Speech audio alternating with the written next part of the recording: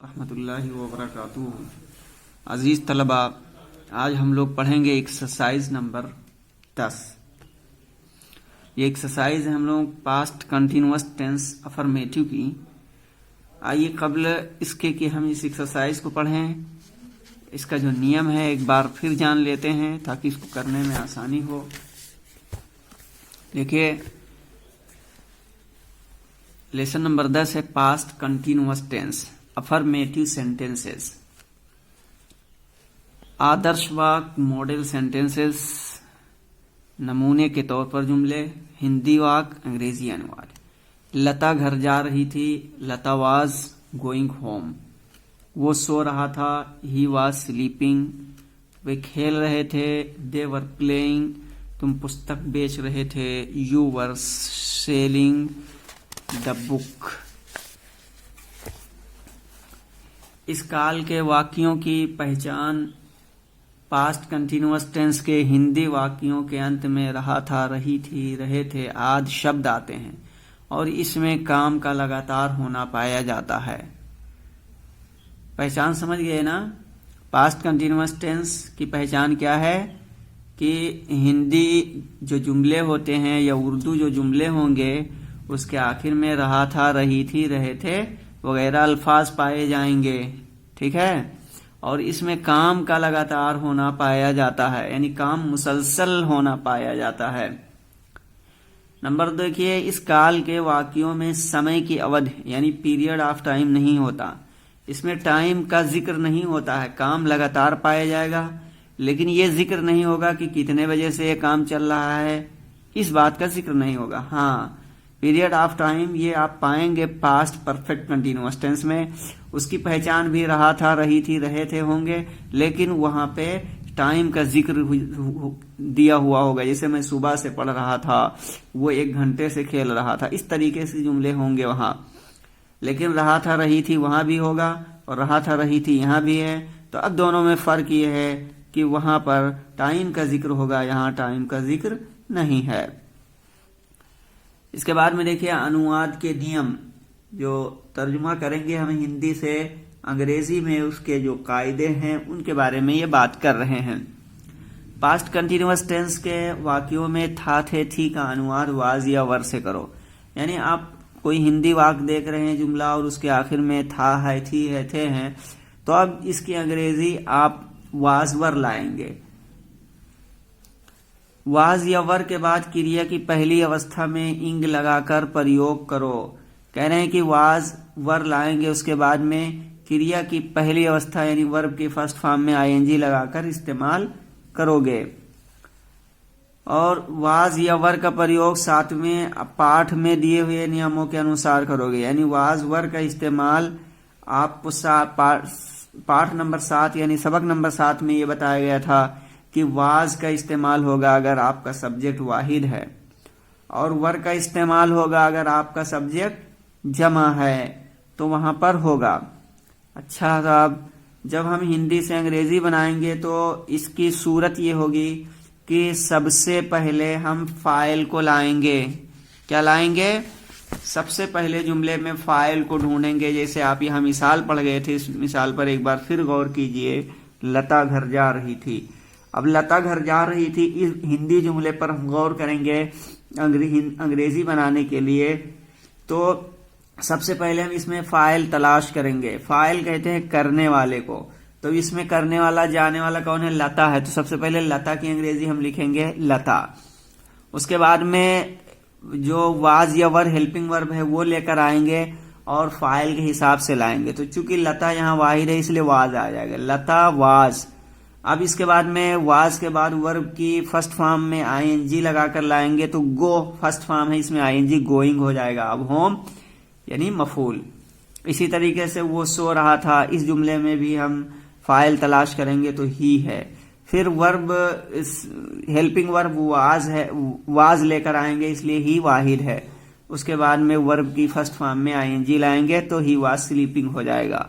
वे खेल रहे थे, इसमें हम फाइल का पता लगाएंगे तो वे है फाइल, तो दे हो जाएगा। अब चूंकि दे जमा है इसलिए हेल्पिंग वर्ब वर लाएंगे। फिर उसके बाद में वर्ब की फर्स्ट फॉर्म में आएंगी तो दे वर प्लेइंग हो जाएगा, वे खेल रहे थे। तुम पुस्तक बेच रहे थे, इसमें फाइल तुम है, यू लाएंगे, इसके बाद में हेल्पिंग वर्ब वर लेकर आएंगे, चूंकि यू जमा है इसलिए वर रहेगा, और वर के बाद में वर्ब की फर्स्ट फॉर्म में आईएनजी लगाकर लाएंगे, और फिर ऑब्जेक्ट यानी मफूल का जिक्र करेंगे। तो तुम पुस्तक बेच रहे थे, ये जुमला यूं हो जाएगा, you were selling the book. अजीज तलबा, इस वजाहत और तफसील के बाद, कायदे को जान लेने के बाद, आइए हम एक्सरसाइज नंबर 10 देखते हैं। निम्नलिखित वाक्यों का अंग्रेजी अनुवाद आगे दिए हुए स्थान पर लिखो। Write the English translation of the following sentences in the place given below. नीचे दिए हैं उसमें लिखो। चलिए तर्जुमा कीजिए। मैं दिल्ली जा रहा था। इसमें सबसे पहले आप फाइल तलाश करेंगे। हाँ चलिए, क्या है?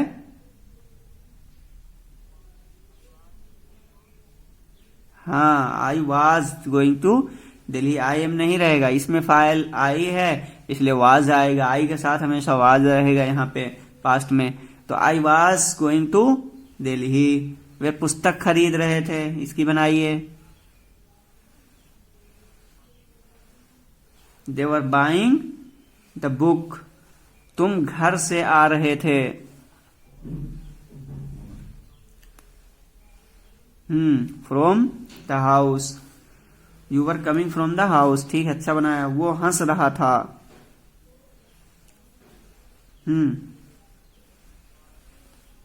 हाँ, ही वॉज लाफिंग। बहुत अच्छे। मधु रो रही थी। मधु वॉज वीपिंग। सीता गाना गा रही थी।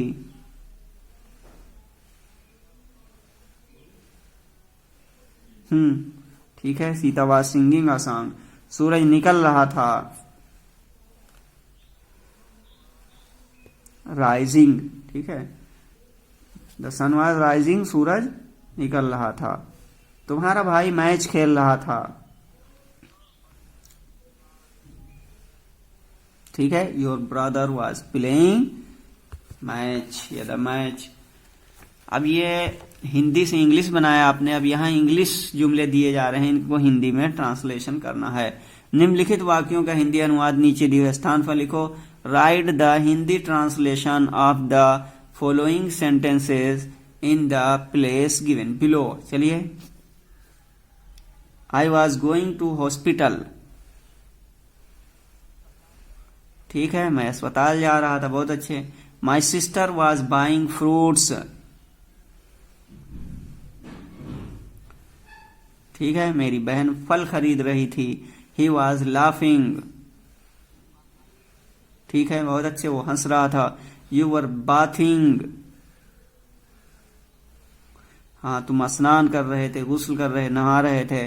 Rajiv was working hard. ठीक है, राजीव कठिन काम कर रहा था।